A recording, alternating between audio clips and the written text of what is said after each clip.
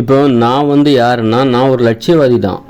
ஆனால் இப்போ ஒரு டாக்டராக இருக்கிறவங்க இருக்காங்கள்ல, ஒரு விஞ்ஞானி, டாக்டராக ஒரு இன்ஜினியராக இருக்கிறவங்க, டாக்டராக இருக்கிறவங்க, அல்லது ஒரு விஞ்ஞானியாக இருக்கிறவங்க, ஒரு சினிமா டைரக்டரு, இவங்களும் ஒரு லட்சியவாதி தான். ஆனால் இவங்களுக்கும் எனக்கும் என்ன வித்தியாசம்னா, நான் ஒரு சாதாரண மனிதனாக எப்படி லட்சியவாதியாக வாழ்வது, சாதாரண மனிதனாக வாழ்ந்து கொண்டு எப்படி லட்சியவாதியாக வாழ்வது என்பது தான் எனக்கும் அவர்களுக்கும் உள்ள வித்தியாசம். இப்போ வந்து ஒரு விஞ்ஞானின்னா எப்போ பார்த்தாலும் அவர் விஞ்ஞானத்தையே போட்டு உருட்டிக்கிட்டு இருப்பார். விஞ்ஞானத்தை பற்றியே யோசிச்சுட்டு இருப்பார், விஞ்ஞானத்தை பற்றியே பேசிகிட்டு இருப்பார்.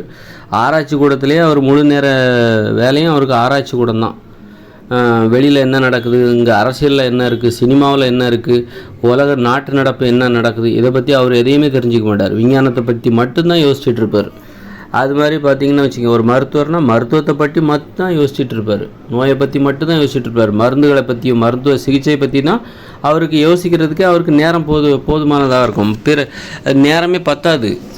பிற விஷயங்களை பற்றி அவர் யோசிக்க மாட்டார். அரசியலில் என்ன நடக்குது, சினிமாவில் என்ன நடக்குது, இலக்கியத்தில் என்ன நடக்குது, கலைத்துறையில் என்ன நடக்குது, ஒவ்வொரு நாடுகளில் என்னென்ன பிரச்சனை நடக்குது, எதை பற்றியும் அவருக்கு யோசிக்கிறதுக்கு நேரமே இல்லை. ஆனால் அவர் ஒரு லட்சியவாதி தான். ஆனால் அவரிடமிருந்து நான் வேறுபடுகிறேன்.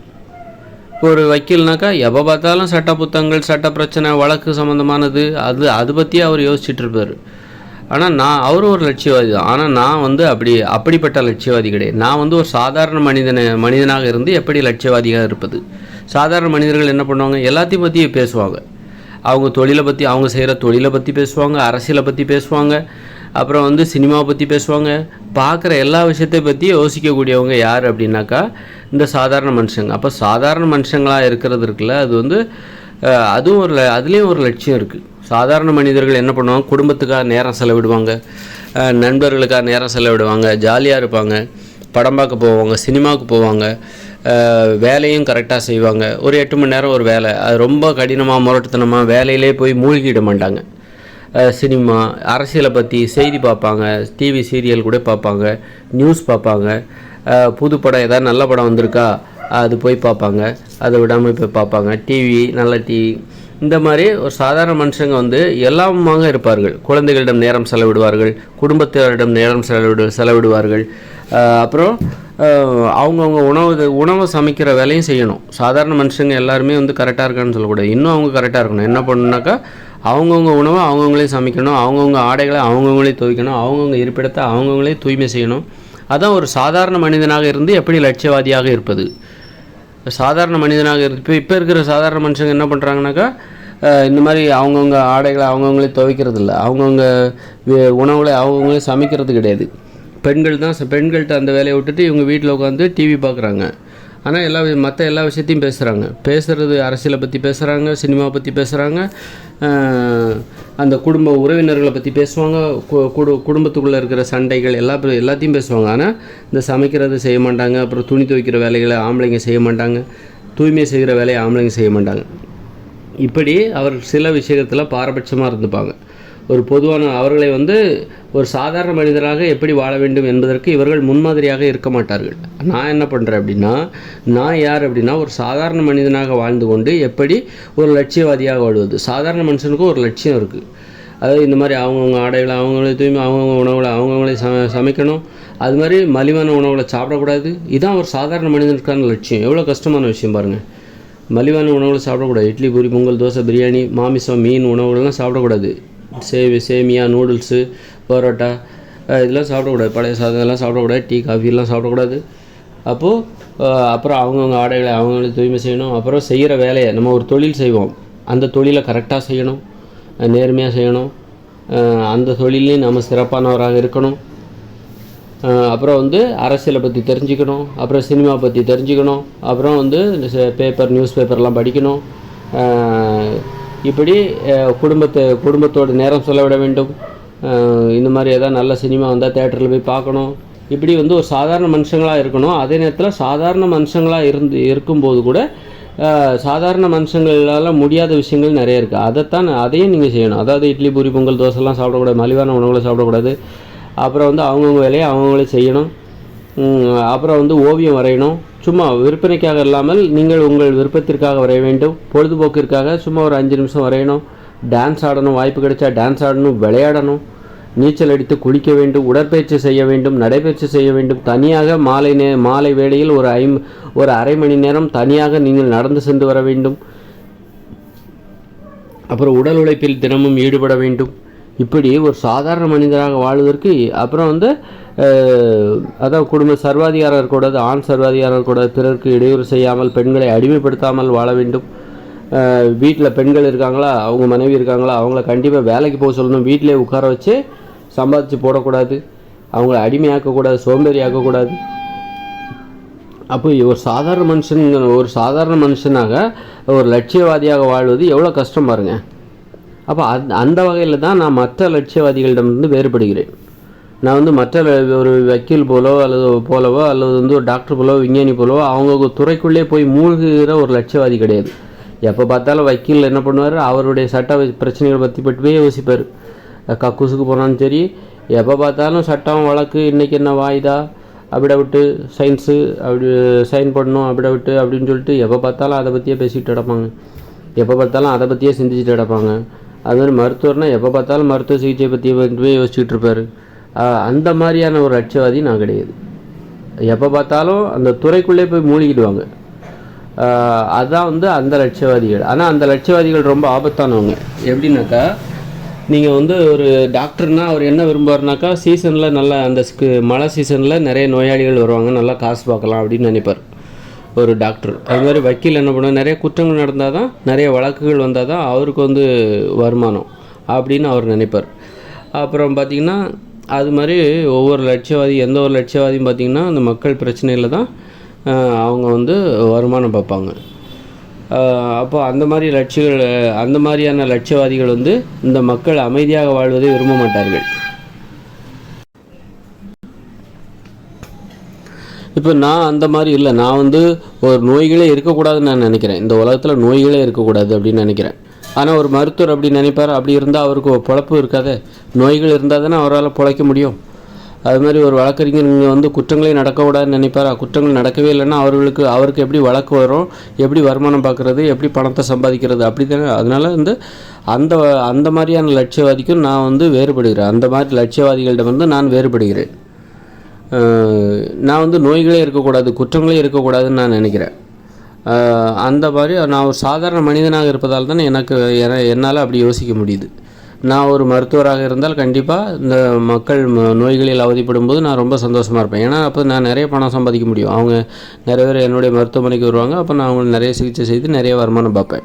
நான் ஒரு வழக்கறிஞராக மட்டுமே இருக்கிறேன். ஒரு வழக்கறிஞராக இருப்பதை லட்சியமாக கொண்டு நான் வாழ்கிறேன் என்றால், நிறைய மக்கள் நிறைய குற்றங்கள், நிறைய பிரச்சனைகள் இங்கே இருக்குது, மக்கள் அமைதியாக வாழலை அப்படின்னா நிறைய பேர் வழக்கறிஞர்களை தேடி வருவார்கள். அப்போது வழக்கறிஞர்கள் நல்ல வருமானம் பார்ப்பாங்க. அப்போ சந்தோஷமாக இருப்போம். மக்கள் பிரச்சனைகளோட குற்றங்களால் பாதிக்கப்படும் போது வழக்கறிஞர்கள் ரொம்ப சந்தோஷமாக இருப்பாங்க.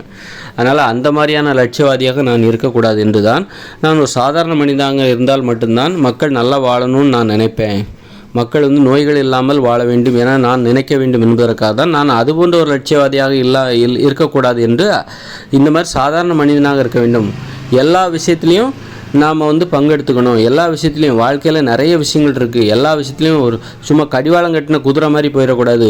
ஒரு மருத்துவர்னால் மருத்துவத்தை பற்றி மட்டுமே யோசிப்பார், மருத்துவ சிகிச்சை மட்டுமே யோசிப்பார், மருந்து மாத்திரை சிகிச்சை, நோயாளிகள், நோய், இதை பற்றி மட்டுமே யோசிப்பார். விஞ்ஞானின்னா விஞ்ஞானத்தை பற்றி மட்டுமே யோசிப்பார். வேற்று கிரகம், ஆராய்ச்சி கூடம் அப்படின்னு சொல்லிட்டு விண்வெளி, நட்சத்திரம், சூரியன், சந்திரமண்டலம், அமாவாசை, பௌர்ணமி, இதை பற்றி மட்டுமே யோசிப்பார். அந்த மாதிரி கடிவாளம் கட்டின குதிரைகளாக இருந்துவிடக்கூடாது என்பதற்காகத்தான் நான் அப்போது எல்லாத்தையும் பற்றி நம்ம யோசிக்கணும். ஒரு டாக்டர்னால் எப்போ பார்த்தாலும் சினிமா ஆங்கிள்லே தான் எல்லா விஷயத்தையும் பார்ப்பார். ஒரு டேரக்டரோட அம்மா இறந்து போயிட்டார். உடனே அவர் டேரக்டர் என்ன பண்ணுறாரு, அந்த அம்மாவோட சாவுக்கு போகிறாரா, அங்கே நிறைய பேர் அழுகுறாங்களா, வித்தியாசமாக ஒருத்தர் அழுதார், நல்லா இருக்க இந்த சீன், நல்லா இருக்க இந்த சீன் எடுத்து நம்ம படத்தில் வச்சிடணும் அப்படின்னு அவர் நினைக்கிறார். அவரோட அம்மா தான் இறந்து போயிட்டாங்க. ஆனால் அந்த அம்மா இறந்த போது கூட அந்த டேரக்டர் எப்படி பார்க்குறாருன்னா, அவர் டேரக்டராக தான் பார்க்குறாரு. அவரால் ஒரு சாதாரண ஒரு அம்மாவின் மகனாக பார்க்க முடியவில்லை. அந்த அம்மாவின் இறப்பை அம்மாவின் மகனாக பார்க்க முடியவில்லை. அவர் ஒரு டேரக்டராக தான் பார்க்குறாரு. ஒரு ஒளிப்பதிவாளர் என்ன பண்ணுறாரு, அவருடைய அம்மா இறந்தப்போ அவர் போகிறாரா, அங்கே வித்தியாசமான ஷாட், அதை வித்தியாசமான ஆங்கிளில் பார்க்குறாரு. இந்த காட்சி, இங்கே ஒரு லைட்டிங் இருந்தால் நல்லாயிருக்கும், இந்த இடத்துல ஒருத்தர் ஒப்பாரி வச்சா நல்லாயிருக்கும், இந்த இடத்துல ரொம்ப பேலன்ஸ் ஒன்றுமே இல்லை, இங்கே ஒருத்தரை நிப்பாட்டுங்க, இங்கே ஒருத்தரை நிற்க வைங்க உட்கார விடாதீங்க, அவரை நின்றுக்கிட்டு ஆள சொல்லுங்கள், அப்போ தான் அந்த கொஞ்சம் பேலன்ஸ் கிடைக்கும், பேக்ரவுண்டு கொஞ்சம் டார்க்காக இருந்தால் நல்லாயிருக்கும், அப்படி யோசிப்பார் ஒரு ஒளிப்பதிவாளர். ஆனால் அவர் உன்னுடைய அம்மா தான், ஏன் நீ உன்னுடைய அம்மாவுக்கு ஒரு பையனாக இருந்து பாரு. ஆனால் என்னால் ஒரு ஒளிப்பதிவாளரை தான் என்னால் பார்க்க முடியுது. ஒரு என்னுடைய அம்மாவுக்கு ஆனால் சின்ன வயசில் நான் எனது அம்மாவிற்கு மகனாக இருந்தேன். எப்போ இந்த மாதிரி ஒளிப்பதிவாளர் ஆகணும்னு சொல்லிட்டு இந்த மாதிரி கேமராவை தூக்கணுன்னா அன்னையிலேருந்து நான் எனது அம்மாவிற்கு மகனாக இல்லை, நான் ஒளிப்பதிவாளராகத்தான் இந்த உலகத்தை பார்க்கிறேன் அப்படின்னு அவர் சொல்கிறார். அந்த மாதிரி எதை பார்த்தாலும் அவங்க ஒரு விஞ்ஞானின்னா எதை பார்த்தாலும் விஞ்ஞானியோட கண்களால் தான் பார்ப்பார், விஞ்ஞான கண்களால் தான் பார்ப்பார். ஒரு மருத்துவர்னால் எதை பார்த்தாலும் மருத்துவ கண்களால் தான் பார்ப்பார். நீங்கள் அந்தந்த தொழில் செய்யும்போது அந்தந்த தொழில் ஒரு தொழில் செய்யும்போது அந்த பார்வையில் இருக்கணும். அப்புறம் அதை விட்டுட்டு வீட்டுக்கு வந்துட்டிங்களா, வீட்டுக்குள்ளே வரும்போது நீங்கள் ஒரு குடும்பஸ்தராக மாறிவிட வேண்டும். அந்தந்த இடத்துக்கு தகுந்தாற் போன்று நீங்கள் மாற வேண்டும். எல்லா இடத்துலையும் ஒரே மாதிரி இருக்கக்கூடாது. எல்லா இடத்துலையும் நீங்கள் விஞ்ஞான தொழில் செய்கிறீங்க அப்படிங்கிறதுக்காக நீங்கள் எல்லா இடத்துலையும் விஞ்ஞானியாக இருக்கக்கூடாது. எல்லா இடத்துலையும் நீங்கள் விஞ்ஞானியாக இருக்கக்கூடாது. அதே மாதிரி நீங்கள் ஒரு மருத்துவர் என்பதற்காக எல்லா இடத்துலையும் மருத்துவராக இருக்கீங்க. நீங்கள் ஒரு சினிமா நடிகர் என்பதற்காக எல்லா இடத்துலையும் சினிமா நடிகராக இருக்காதீங்க. நீங்கள் ஷூட்டிங் ஸ்பாட்டில் மட்டும் சினிமா நடிகராக இருங்க. அப்புறம் வீட்டுக்கு வந்துட்டீங்க, உங்கள் பிள்ளைக்கு ஒரு அப்பாவாக இருங்க, அம்மாவாக இருங்க. அந்த மாதிரி அந்த இடத்துக்கு தகுந்தாற் போல் மாறணும். ஆனால் அவங்களால மாற முடியாது. யாரால்? இந்த முழு நேர லட்சியவாதியாக இருக்காங்கள்ல, நான் டாக்டர், நான் இன்ஜினியரு, நான் டாக்டர்னு சொல்கிறாங்களே, நான் ஒரு இன்ஜினியர்னு சொல்கிறாங்களே, அது எப்படிப்பட்டதுன்னா, நான் ஒரு கவுண்டர், நான் ஒரு நாடார், நான் ஒரு தேவர்னு சொல்கிறாங்களே, நான் ஒரு பறையர், நான் ஒரு பிராமணர் அப்படின்னு சொல்கிறாங்களே, அது மாதிரி தான். நான் ஒரு முதலியார், நான் ஒரு செட்டியார் அப்படின்னு சொல்கிறாங்களே, அது மாதிரி தான் நான் ஒரு டாக்டர் அப்படின்னு சொல்லிட்டு. இப்போ செட்டியார் எங்கே போனாலும் அவர் செட்டியாராக தான் இந்த உலகத்தை பார்ப்பார். ஒரு தேவர் அப்படின்னு தன்னை உணர்கிறவர், சாதி வெறி கொண்ட ஒருத்தர் எங்கே போனாலும் தன்னை ஒரு தேவராக தான் பார்ப்பார்.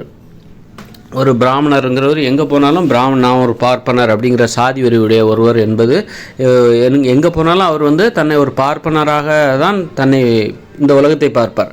தான் ஒரு பார்ப்பனர் அப்படிங்கிற பார்வையில் தான் இந்த உலகத்தை பார்ப்பார்.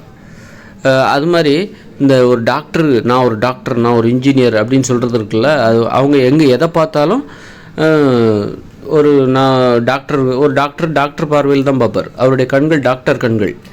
அது மாதிரி எங்கே பார்த்தாலும், வீட்டுக்கு வந்தாலும் சரி, மனைவியோட உட்காந்து பேசினாலும் சரி, கணவனோட உட்காந்து பேசினாலும் சரி, குடும்பத்தோடு உட்காந்து பேசினாலும் சரி, தூங்கும் போதும் டாக்டராக தான் தூங்குவார், எந்திக்கும் போதும் டாக்டராக தான் எந்திப்பார். எப்போ பார்த்தாலும் டாக்டர் சிந்தனை தான் இருக்குது. அதுமாதிரி ஒரு டைரக்டருக்கு எப்போ பார்த்தாலும் டைரக்டர் சிந்தனை தான். அதனால் இந்த மாதிரியான லட்சியவாதிகள்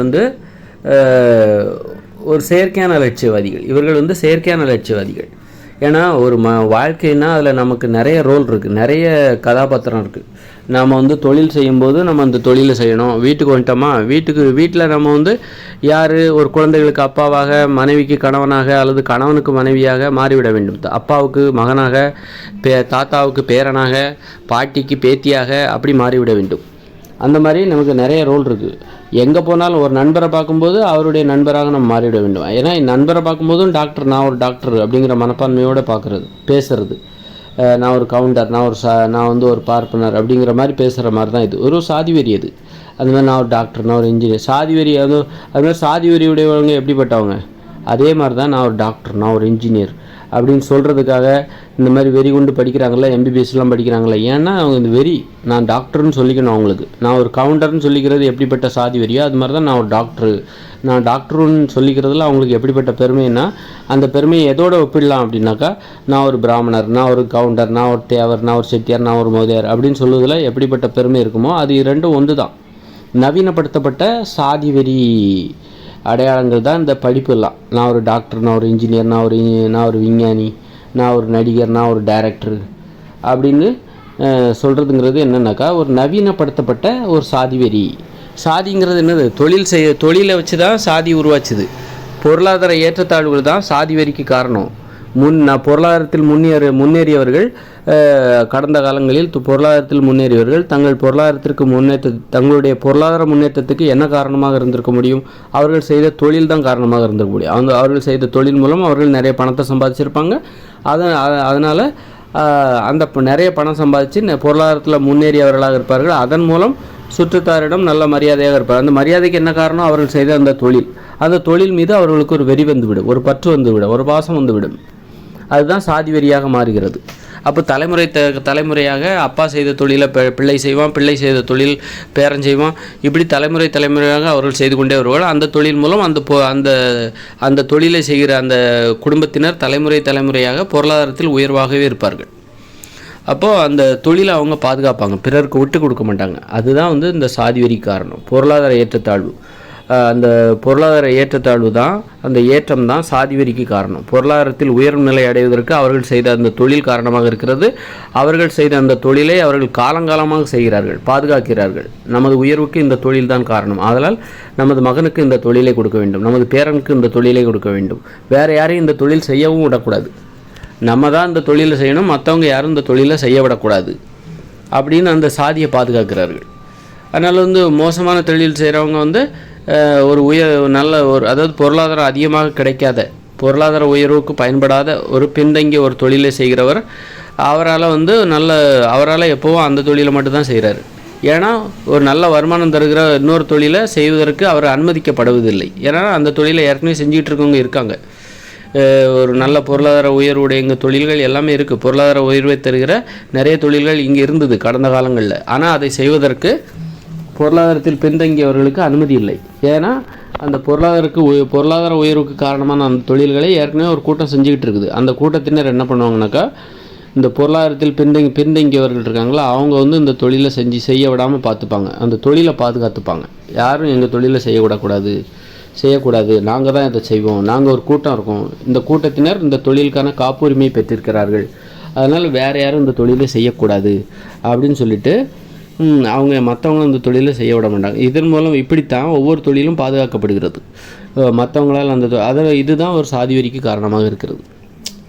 அதனால் இது அது மாதிரி ஆனால் இன்றைக்கி நீங்கள் எந்த தொழில் வேணாலும் செய்யலாம். நீங்கள் டாக்டர் நினச்சா டாக்டர் படிக்கலாம், இன்ஜினியருக்கு நினச்சா இன்ஜினியருக்கு படிக்கலாம். அது உங்களுக்கு இன்றைக்கி யார் நீங்கள் இந்த தொழில் தான் செய்யணும், இந்த படிப்பு தான் படிக்கணும் அப்படின்னு சொல்லிட்டு.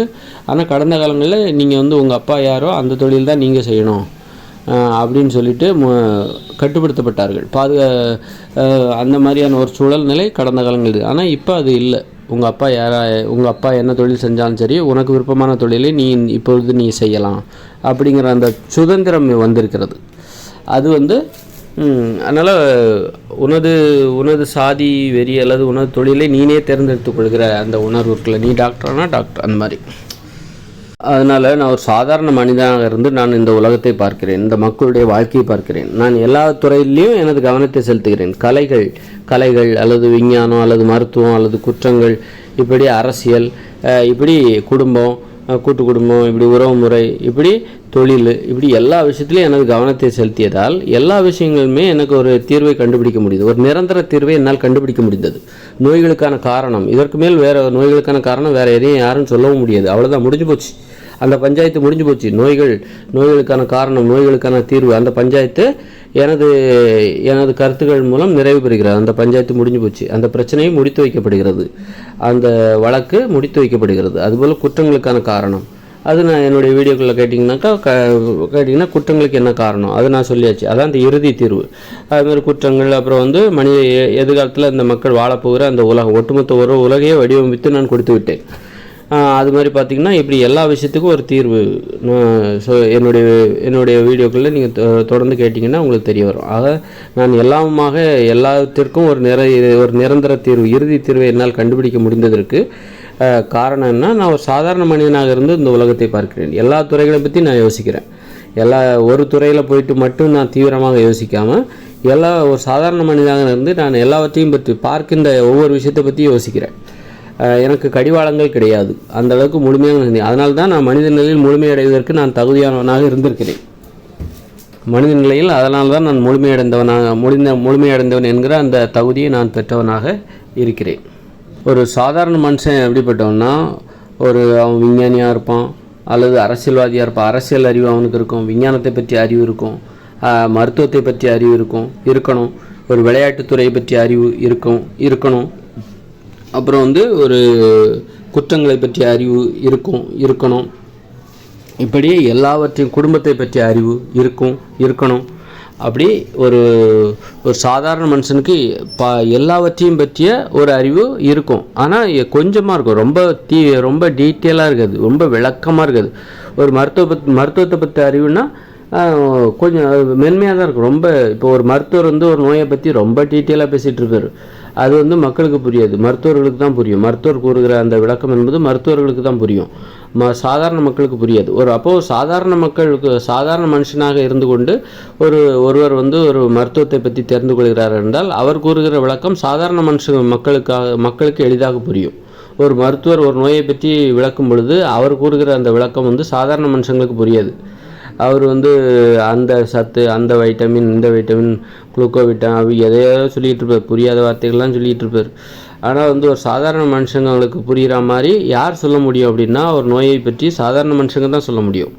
சாதாரண மனுஷங்க எளிதாக சொல்லிவிடுவார்கள், ஒரு விஷயத்தை எளிதாக மேலோட்டமாக சொல்லிவிடுவார்கள். என்னை போன்று நான் கூறுவதை போன்று எளிதாக கூறிவிடுவார்கள். நான் கூறுகிற கருத்து என்பது சாதாரண மனுஷங்களுக்கும் போய் சேரக்கூடிய அளவுக்கு எளிமையானது. அது காரணம் நான் சாதாரண மனுஷங்களாக இருந்து இங்கே உள்ள எல்லா விஷயத்தையும் பார்க்குறேன். அதனால் சாதாரண மனுஷங்களுக்கு ஒரு தீர்வை நான் தருகிறேன். சாதாரண மனுஷனாக இருப்பதால் தான், வாழ்ந்து பார்ப்பதால் தான் என்னால் ஒரு சாதாரண மனுஷனாக இருந்து ஒரு தீர்வை நான் பெறுகிறேன். ஏன்னா ஒரு மருத்துவராக இருந்து என்னால் கண்டிப்பாக நோய்க்கு தீர்வு சொல்ல முடியுமான்னா முடியாதுன்னு தான் சொல்லணும். ஏன்னா மருத்துவர் வந்து கண்டிப்பாக நோய் குணமாகணும்னு நினைக்க மாட்டார். நோய் குணமாயிடுச்சுன்னா அப்போ அவருக்கு வேலை இல்லை, அவருக்கு வருமானம் இல்லை. ஆனால் அப்போ சாதாரண மனுஷங்களுக்கு தான் ஒரு நோய் குணமாகணுங்கிற எண்ணம் வந்து சாதாரண மனுஷங்களுக்கு தான் இருக்க முடியும். ஏன்னா சாதாரண மனுஷங்களுக்கு இங்கே நோய் இருக்கிறதுனால அவங்களுக்கு எந்த வருமானம் வரப்போகிறதில்ல. அது மாதிரி நான் ஏன் வந்து சாதாரண மனுஷங்களாக இருக்கிறேன் அப்படின்னா, எனக்கு தான் வந்து உண்மையான பொதுநலம் என்பது இருக்கும். இந்த மக்கள் மீது உண்மையான அக்கறை, உண்மையான ஒரு பொதுநலன் என்பது, மக்கள் மீது அந்த நலன், மக்கள் மீது அந்த அக்கறை என்பது எனக்குத்தான் இருக்கும், என்னை போன்றவர்களுக்குத்தான் இருக்கும், என்னை போன்று சாதாரண மனுஷங்களுக்கு தான் இருக்கும்.